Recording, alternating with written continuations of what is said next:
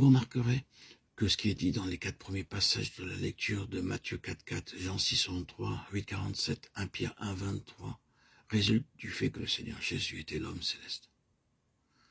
Dans la tentation dans le désert, tel que c'est rapporté dans le passage de Matthieu, nous constatons que faisant suite à l'ouverture des cieux et à l'attestation de la part du Père, celui-ci est mon fils bien-aimé, l'ennemi lança son défi à tout ce que cette désignation de Christ en tant qu'homme céleste impliquait.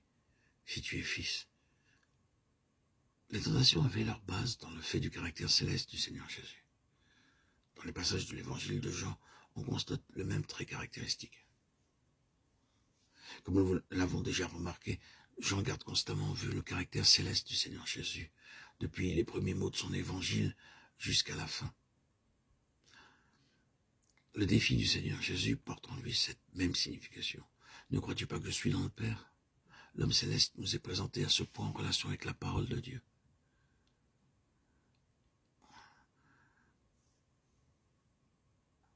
Le principe de la rédemption est la vie éternelle.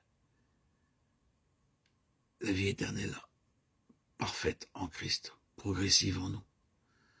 La rédemption est introduite en nous par la réception de la vie éternelle. Et tandis que la vie opère, travaille et s'accroît, nous bénéficions alors de plus en plus de la rédemption. Les réelles valeurs de la rédemption deviennent nôtres en expérience par l'opération de la vie du Rédempteur en nous. Le Rédempteur opérant en nous par sa propre vie. Dans Jean 20, 22 est rapporté un incident qui a donné lieu à une certaine mesure de perplexité. Il souffla sur eux et leur dit « Recevez le Saint-Esprit ». Nous désirons peut-être une explication de cet acte et de ces paroles. Je pense que l'explication est que ce qu'il fit et dit était en symbole et non immédiatement en réalité. C'est-à-dire, cela était un acte représentatif de la part du dernier Adam. Jean 20 nous considère sur la base de la résurrection avec le Seigneur Jésus. Nous nous souvenons qu'il est écrit, le premier homme, Adam, devint une âme vivante.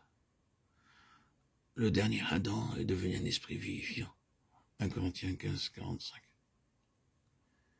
Dans la réalité spirituelle, cela doit se rapporter à sa résurrection. Ce n'est pas dans le plein sens qu'avant la croix, il était un esprit vivifiant, ni qu'il était le dernier Adam. Tout cela était représenté par lui et résumé en lui. Mais dans le sens de la génération, ceci ne commence que sur la base de la résurrection. Là, il devient le dernier Adam, un esprit vivifiant dans le sens le plus plein. Ainsi, sur la base de la résurrection, il accomplit cet acte symbolique ou typique et prononce en tant que dernier Adam ces paroles symboliques, accomplissant dans un sens spirituel les paroles d'Apocalypse 3,14. Le principe, le commencement de la création de Dieu. Dans le sens littéral, il était seulement au commencement de ce monde. Il était le commencement de la création de Dieu. Cela ne signifie pas qu'il était la première personne créée par Dieu, cela signifie qu'il a alors littéralement commencé la création de Dieu quant à ce monde. Dans la nouvelle création, il prend cette place-là, dans un sens spirituel. Le commencement de la création de Dieu.